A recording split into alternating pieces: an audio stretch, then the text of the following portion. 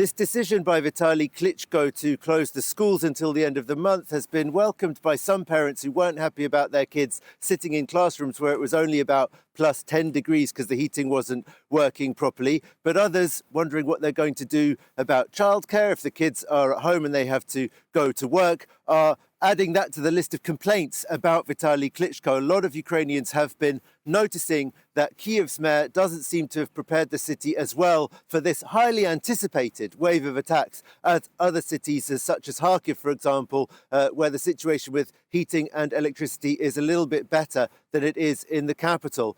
We talked about the electricity cuts. It's off more hours than it's on most of the time in Kyiv anyway. What's really new this winter is long-term cuts or reductions to heating. And Vitali Klitschko, the mayor of Kyiv, says that there's only about 70 buildings in Kyiv that are now entirely without heating. Anecdotal evidence suggests that that's simply not true. So many people I've been speaking to say that they've got little or no heating, and I think that the city authorities are saying that any building that the heating is on at least part of the time is counted as having heating, but that's really no good when it's as cold as it is outside.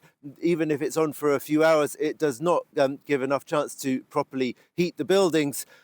People are interpreting this, of course, as Russia trying to pressurize Ukrainians to give in, to capitulate.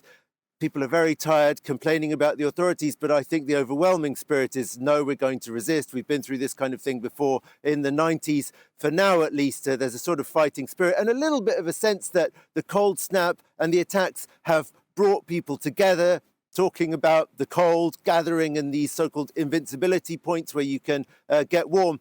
But whether or not that can last, we don't know, because the cold weather is expected to continue, and the authorities keep warning us, and the military intelligence also, that there's going to be another major Russian attack, and we don't know how much worse that might make the situation.